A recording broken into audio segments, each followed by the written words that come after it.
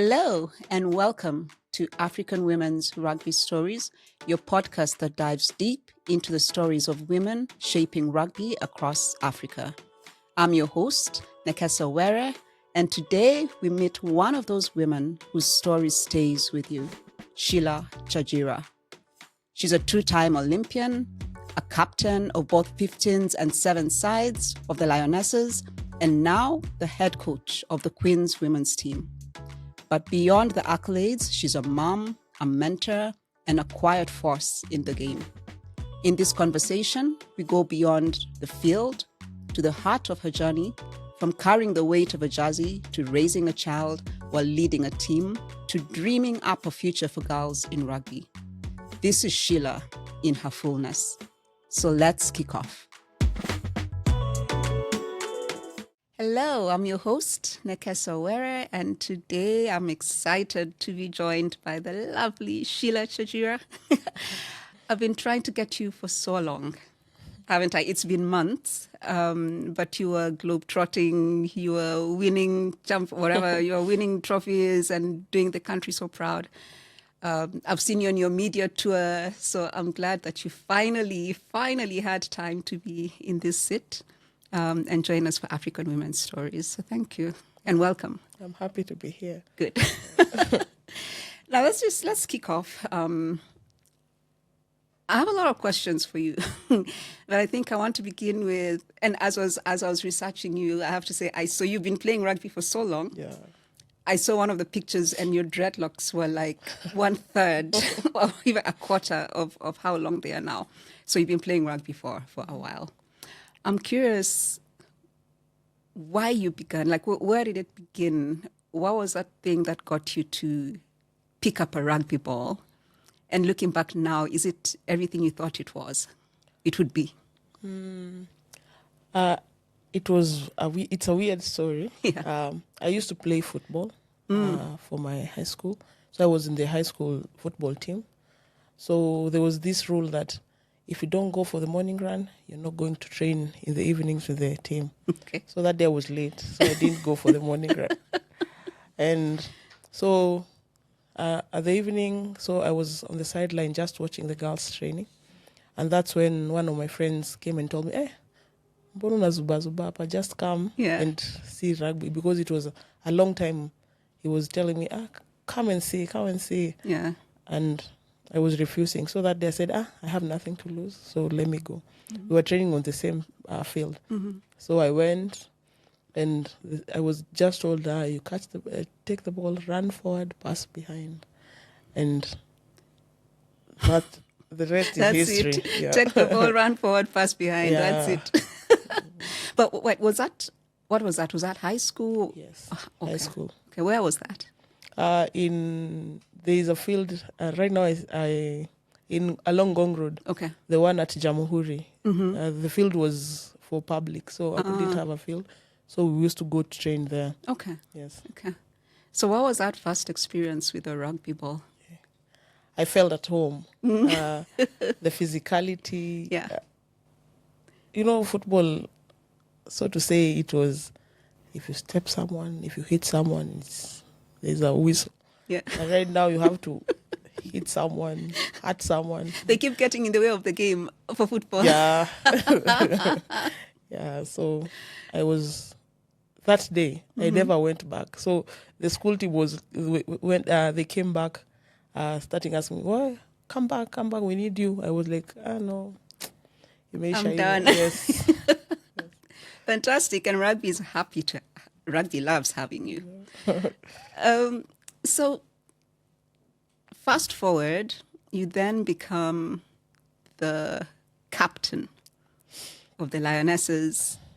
You also you're one of the much stronger players, at least from my perspective, one of the much stronger players at Impala, where you played with the women's team. And then you're now coaching the women's team at Quins, at Kenya Harlequins, which again, my personal opinion, one of Kenya's biggest clubs, and you get to coach the women's team. Mm-hmm. So many leadership roles. What does that do to you? What does it teach you about yourself? Maybe I hear from other people. I don't see it by myself. So everybody says, hey, you're a leader. I'm a natural leader. So before I became a captain, I was assisting. I was an assistant captain for a while. The moment I got the cup to lead the team, I've gone through a lot of captains. I've seen the good, the bad. And for myself, I don't think it changed me. The moment the Sheila who was just a player, a regular player, and the Sheila who's the captain, I don't see much difference because I'm there for the team. I'm there for the support of each and every person who's there to make sure we've achieved what our goals are. And so I can't say it's much different. This is just me. It's just you. Yeah. So it's just you. So when you get called, or when you got called to be the captain, was it a surprise? When Quins called and said, be the coach for our women's team, is that a surprise? I didn't think being the head of the program because for Raya, I was assisting Patrice. So I was like, I'm still learning under this wonderful person. Yeah. So when I was told I'm going to lead, it was surprisingly. I was so surprised first. I was like, hey, you're expecting me to lead your women's team just like that. Yeah. So, and then I decided to do what I always do. Do what you always do. Yeah. I mean, we knew you'd do it. I mean, for anyone's benefit that doesn't know, I'm the honorary secretary at Kenya Harlequins. So obviously, yes, we do have our director of rugby, but this was a conversation for the entire ExCo around what is the progression for the women's team? What does leadership look like? And actually, this conversation began when you just joined, assisting Patrice, who's our head coach. And obviously, one of the things that we like to do at Quins is to have progression paths for players and for coaches. So I think, at least for me, immediately you came into the club, we knew that unless it was yours to lose. We knew that the reason that we were doing it was to quickly graduate you into the head coach for the women's team. And so I'm really happy that it worked out. Yeah, people don't know that I used to play for Quins. Oh, yes, this is true. Tell us about that.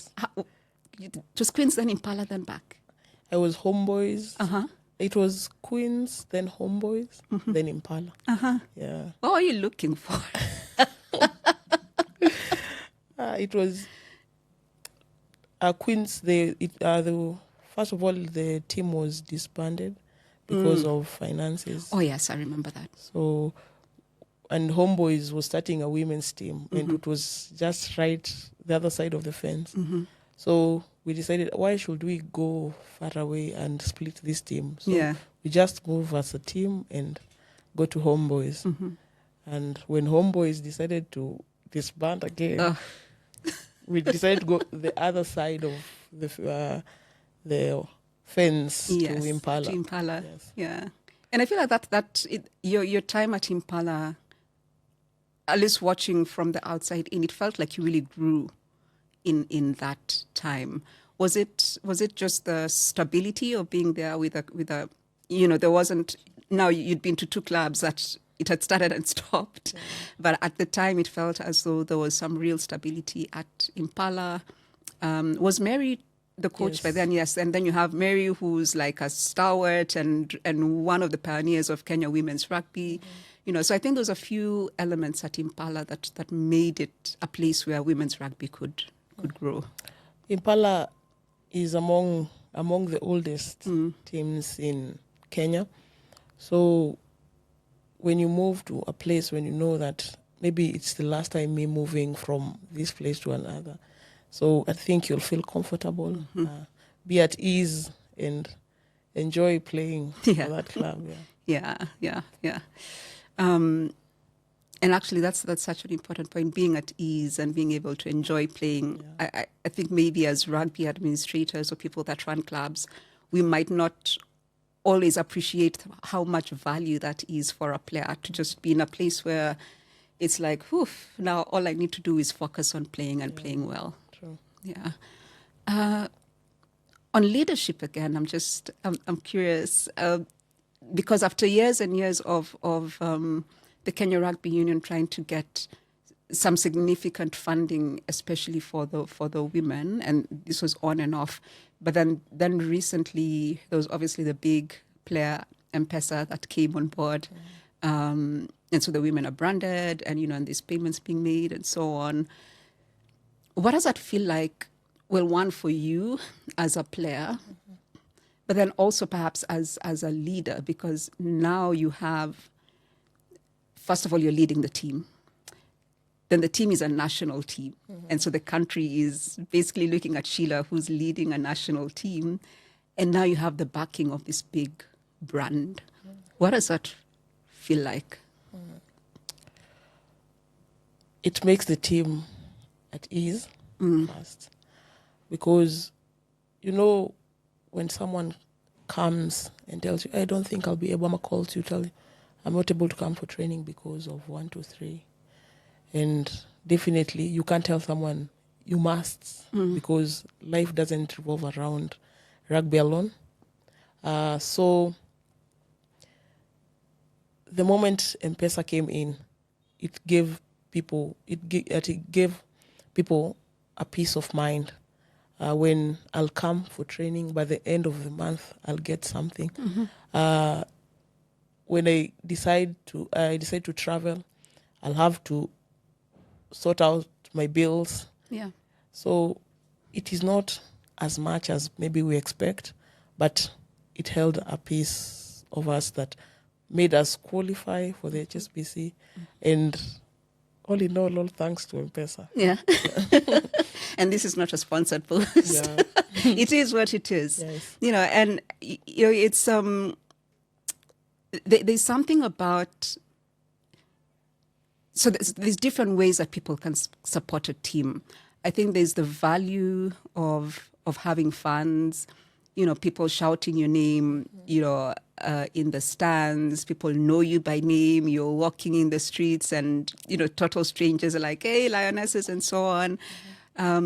There's the value of, obviously, your family supporting you. There's the value of having a club that supports you. But it's a different kind of value when it's a corporate, or when it's a big brand that's saying, you know what, we believe in this team enough that we want to associate with them. Yeah. Would you correlate the performance in some way directly to that kind of backing? Or do you think there's other elements that contributed to the Lionesses' great performance this last year? Definitely.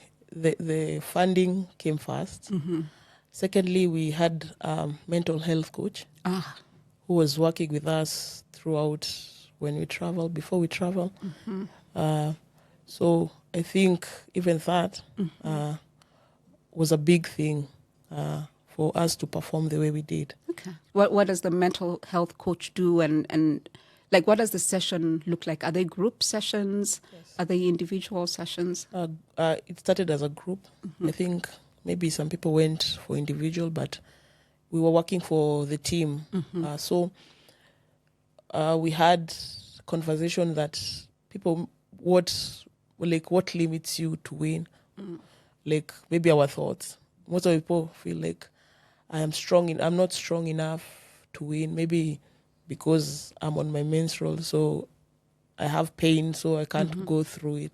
So, but she comes and tells you, is that thought really true?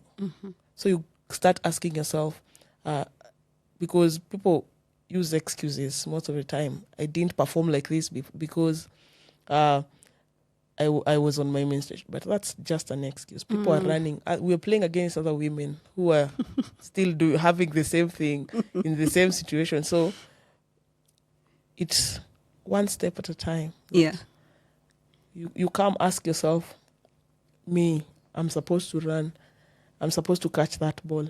So if I don't catch, I'm messing my team. Yeah. So I'm supposed to be on my A game for my team. So by that time, everybody was responsible for their own part, this tiny part in the team. So by that time, you'll see, oh, someone is not feeling well.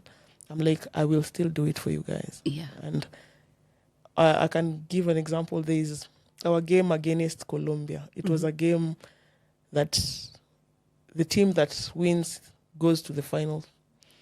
The finals of what? Of Challenger Series. Okay. Called the qualifiers. So that we qualify for Division 1 then. Okay. So we were in the tent just singing our song. And before that, I just said, I don't want to take my kid to a Kanjo school. So it hit different to other people. I didn't know how hard it was to them. But so later on, after we won the game, one of my teammates, shout out to Maluk, our winger, she came and told me, the moment you told us that, it left something in my heart. I said, I don't want to lose. I don't want to lose for this person. Oh, wow. So I was emotional, but I was so happy that they decided to do it for me. So others were like, I don't want to go back to my mom's house. So everyone has a reason that they're playing. Yeah. Oh, wow. Okay. Wow.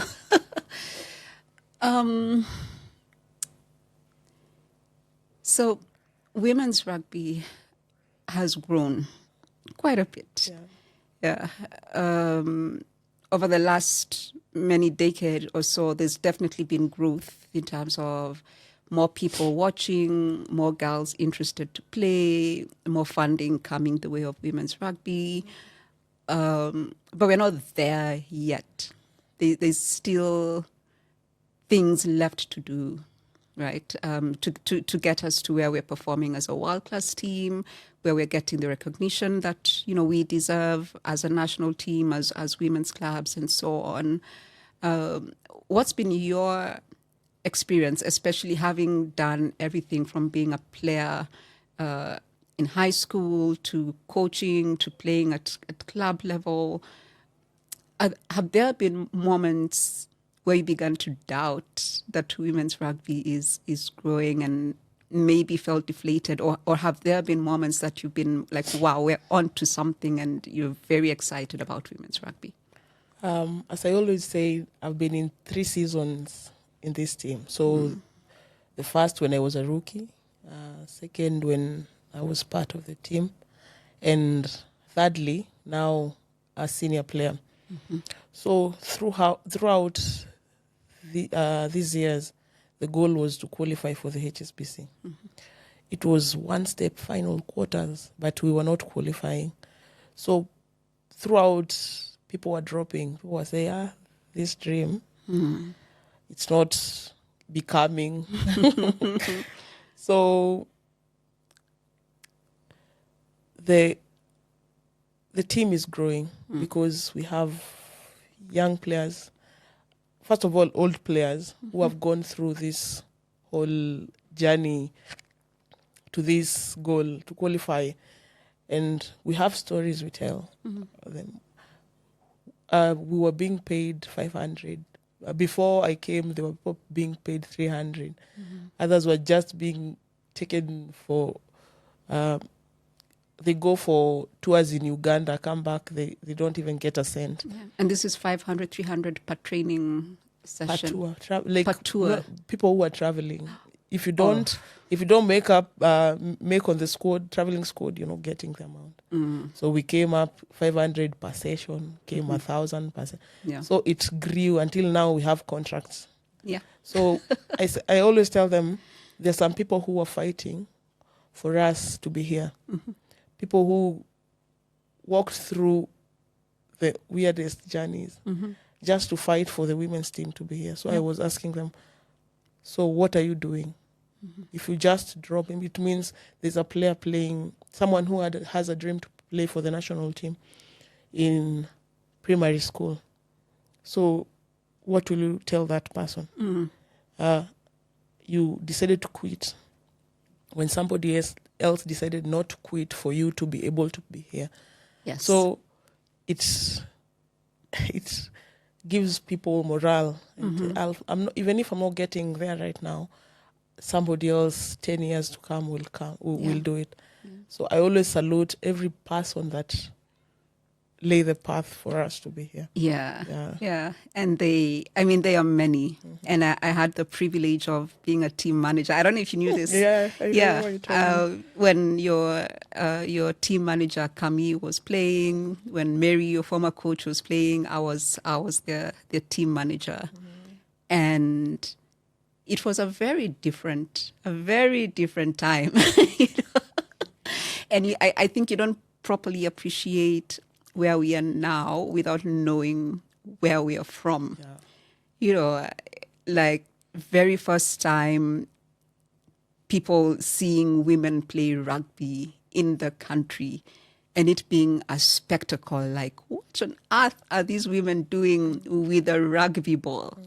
And not giving it the time of day, not wanting to watch it, talking about people who are spoiling rugby culture and allowing women to play the game, and to have all these women still decide we're doing it for us. We're not doing it for the people that don't believe in us, and continuing to do it. And yes, back then, if it was a tour, you were probably going to Uganda. You weren't going beyond East Africa for sure. But that was an experience in itself. It was the first time that women were national team players for rugby. And so there's so many fasts in that generation. And I really hope that I get them on this podcast, because I am so curious what it feels like for them to now watch people like you, playing on these international stages, winning such huge tournaments, getting paid, significant amounts of money compared to back when they played. But definitely we do give them their props for the foundation that they laid. True. So I keep saying this, but you're a leader within the rugby space. You're a coach, you're a player, you're a captain. You're also a mum to the cutest boy. I've seen him running around Quins. How old is he now? He's 3 years. Yeah. 3.5. Yeah. And so you were playing and then had your son and then came back. Yes. What was that like? Because I imagine it's tough, and there's perhaps sacrifices to be made, and a dream that you held on to that got you to come back to the pitch. People don't know how hard it is, and people don't talk about it a lot. So I was to give birth to my child, and 6 months, I was giving myself 4 months. It was 4 months I start being active, and 6 months, by the 6th month, I'll be back playing. So I gave birth, and life happened. I added almost 20 kgs. Oh wow! And I wasn't even feeling like even taking a walk from one place to another. Yeah, it might sound like, but that's it is a a lot. mental. Ooh, Yeah, it beats. It makes, if you're not strong enough, you can't. I always say I'm a strong person, but after that, I started rethinking that. So I'll say, shout out to Coach Simon. Coach Simon called me because I had, the plan was 4 months I start being active. So Coach Simon called me and told me, Sheila, plan gani? I'm like, I don't think I am able to come back. And he told me, why? What's happening? I'm like, I'm not ready to leave my kid and come train. I don't want to miss things for my child. Me coming back, I might not be able to see my baby make those changes. I'll be busy, tired, maybe fatigued, not being able to be there for my child. Yeah. So he told me, okay, here we go. At what time can you? I'll be here. He told me he'll be there from morning till evening. What time are you able to come and train? I was like, I don't want to be that mom who's not there for my child because he was still breastfeeding. So I told him I might make it in the morning, maybe 6 to 7:30, and then I go back before my kid wakes up. I'll be there. Wow. Yeah. So he told me, okay. He lives far away. So he told me, okay, let's agree. By 6, I'll be there. So that's how my journey started coming back. So he was coming to pick you up? No, he was not picking. But at the we pitch meet, for we you meet to train? Ligindogo, yes. Oh, wow. So it was just me in the dark, making my laps. Oh, wow. So, and it wasn't easy because 20 kgs, losing 20 kgs is It's not hard. just... It's hard. Adding is easy, but shedding it's another story. Yeah. So we were training. I don't see any difference. I'm still as heavy as I started. And the moment when he told me, let's do this, I'll make a program for you. We will be working out this and this and this and this. Akanipanga the whole time. So that's my OG. Yeah. So since then, after 6 months, I was able to come back, play for the women's team, qualifying for the WXV. We played, we qualified, and unfortunately, things happened. I got an injury. It's a story for another day. Yeah. Yeah. No, it's a story for today. But before we get, I really want to hear about this injury and, the process of getting back on the pitch. But before that, you were captain before you took some time off to have the baby. And then you came back, and what happened? Wakanirusha depend. They decided to give me back my band. I was not ready because on my side I was like, I'm failing these girls. They expect me, the Sheila that left is the Sheila that is coming back, but my body has already betrayed me. I am working my off, but I'm not seeing any changes. But anyway. Yeah. What does it feel like because it sounds like you had a village around you. You had Coach Simon, who's like, get up, let's go train in the darkness. You have a team. You come back from your maternity leave and you're like, here's your captain's band. Oh, what were you expecting? You're the captain. What does it feel like to have people in your corner like that? It's a lot. It makes me feel wanted, appreciated, loved, and people believe in me. Even if I don't believe in myself, there's some people who are reminding me, hey, Sheila, when I'm normal, and you can do it. So I really, really appreciate that. Yeah. How do you make time or give space? Because like you said, one of your concerns was, I need to be there for my son. Watch him grow up, watch the milestones, breastfeed and all of this.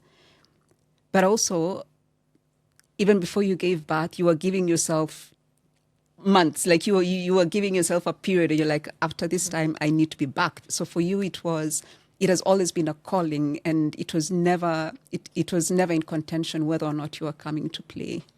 So how do you balance or create the space for all of that, for your dreams for your son? It is, I learn every single day. Yeah. Because most of the time, maybe I'm supposed to be in training at 6:30, and maybe my child goes to school at 8. So I won't see him to the bus. I won't be able to see him maybe coming back because I might be training the girls in the evenings. So I always take the tiny time, every second that I get with him. I make sure I am there. I see the pimple that was not there, it's there. I have to make utilize the time that I get with him. Yes. Yeah. Yes. I totally get you. I mean, I obviously have a son as well, though he's a lot older than yours. But I do get busy as well. And sometimes that the mom guilt, it checks in, you know, and you sit yourself down and you ask yourself, this career, these dreams that I have, are they really worth the time that I'm not spending with my child? You know, and sometimes you look at your child and you're like, this boy has grown or this voice has changed, you know, and where was I, you know? But I think for me, I've accepted that there's going to be some imbalance. So it's not necessarily finding the balance. It's accepting that there will be some things will not balance. True. The math will not math at some point. And one thing or another may suffer. And at least for me, I've come to understand that there'll be times when I focus on work and my son may get a little bit less time with me. But then there are other times I'm going to shut down my work and basically say it's all about him. So like very recently there was a trip that we're meant to take. And it was a fantastic trip. It was a trip that I should have been on, along with the EXCO at Quins. But I had to tell them I've promised my son a movie and I'm not going to go back on my word, so I can't make it. And it hurt me to not be part of that trip because it was a trip to a fantastic place to meet some fantastic girls playing rugby. But it was a commitment that I'd made to my son and I didn't want to disappoint him. But also I wanted the time with him, you know. Yeah. And I think when we find that kind of balance or that kind of acceptance, that we may not always give everyone the time that they want, then we're kind of okay. It kind of all begins to make sense. Yes. Yeah. So what do you hope that young girls watching you and your teammates playing or interacting or advocating for the rights of women's rugby, what do you hope they see and learn when they watch you guys? But women, there's nothing limiting women to do whatever they want. You can be whoever you want, whenever you want, however you want it to be. Yeah. There's no a map that women should, because Kitambo, it's you. Women give birth, nurture, protect. Yes. We say protect, but no, but so it is not written. You can just be whoever you want, stand for whatever you believe in, and be your own person. Yeah. Be your own person. I love it. What do you feel that rugby has?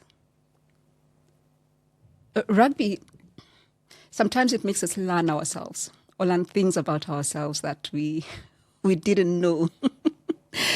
So for me, one of the things I learned was, I didn't know that I could run rugby events, for example. I didn't know that I had the confidence to stand in front of a men's team and share my opinion on how they performed on the pitch with them.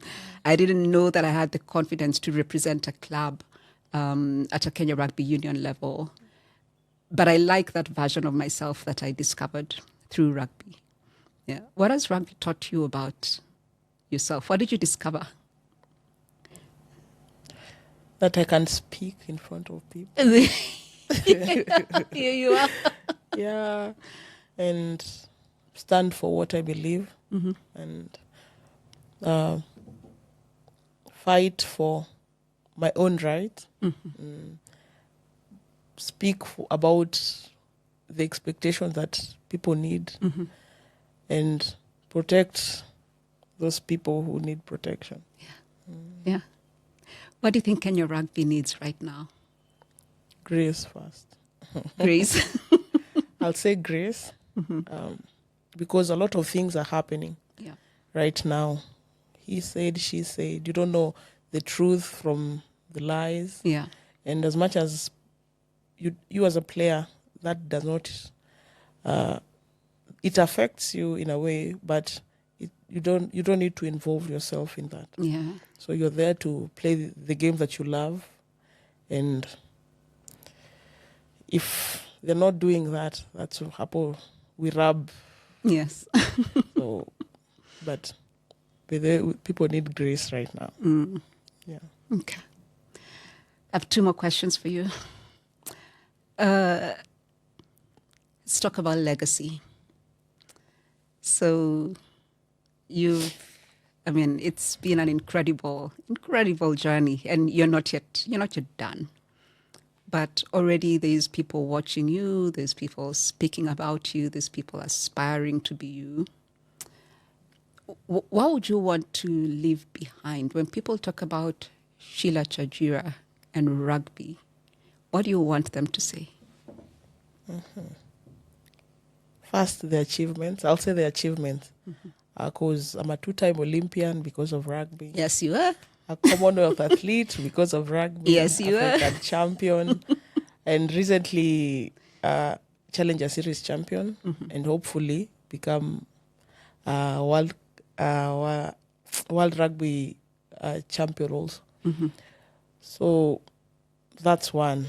Secondly, I think the culture that I've dragged through all these years to what's still making the team hold up, and the values, the reality of life. Major girls, most of the time girls don't get this information firsthand. Yeah. But you have to tell them.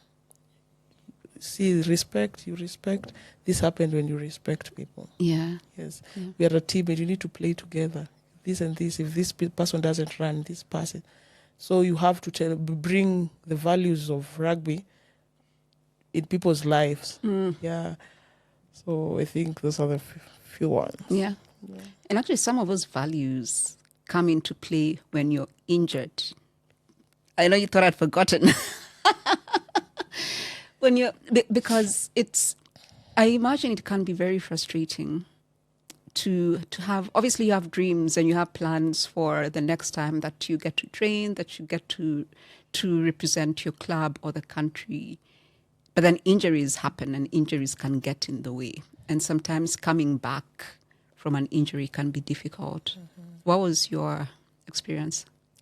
Injuries, I broke this bone. I had a fracture on my thumb. My knees can tell a lot of stories. And the worst, or the one that I was rethinking my life with is my ankle fracture. So it happened after I came back from maternity leave. Yeah. So I thought it will be a smooth journey back. So I was given the band, captained the team to Madagascar, qualified for the WXV, but unfortunately, I fractured my ankle before us traveling to Dubai for the WXV. So now I'm injured, back at home with my little baby. Yeah. Definitely, he doesn't care if you're injured or not, playing with your boot. wants you to carry him up, play with him. So I was like, will I ever come back from this? Will I be able to come back from this? So I'm a strong person, let me say that. You are a strong person. So I was, as much as I was still at home, with a cast, with a boot, I was making sure I just come out of that environment. Yeah. I make sure I come to Quins. Even if I'm not training the legs, I have to work out just to bring myself back and tell myself that I'm able, I can come back here. I will beat this. I've gone through more than what this is. And I thank God I didn't have to have a surgery. Yeah. It was just a boot, a cast, and then all in all, I was able to come back. Yeah. What I love about that is I feel that your story is one of resilience. Right from the beginning. It's football hasn't worked, rugby is working. I'm gonna keep doing being a sports person. I'm going to be called to be a leader, and it's going to be tough, but I'm going to figure it out, and I'm going to make it happen. Our playing conditions are not the best, but we're going to advocate to make them better. I'm going to have an incredible son, and I'm going to come back, and I'm going to play the game, and I'm going to captain the team, and we're going to win on the international stage. And I'm going to get injured, and I'm going to come back because I'm strong. Yeah. I hope that when you wake up, you see that in yourself every day, because other people for sure see that in you. Yeah. Yeah. Who else do you think should be in this sit on my podcast telling their story? Who else's story do you think the world needs to hear? I love this person. She was my mentor when I joined the Lionesses. Some of how I captained is what I saw her do. So it's my former captain, Philadelphia Orlando. Philadelphia! I really want her on the show. So she's not in the country, but we're going to figure it out. Yes. I really want her on the show. Yeah. What did she do for you? She held my hand. Yeah. She protected me. Yeah. Literally. Again, because when you start training, when you're a new player coming back, you're messing with somebody's jersey somewhere. So they have to come for you. And she stood for me. And I don't think I would have been here if she didn't fight for me to be there. So she means a lot to me. She does? Yes. Yeah. Yeah.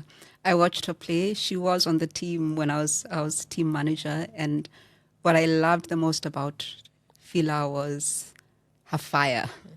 She was not afraid, both on and off the pitch. She did what needed to be done on the pitch. She said what needed to be said off the pitch. Yeah. And so I truly appreciated her and enjoyed being on the team same time as her. Yeah. This has been good. I've enjoyed talking to you. I hope you've enjoyed being here.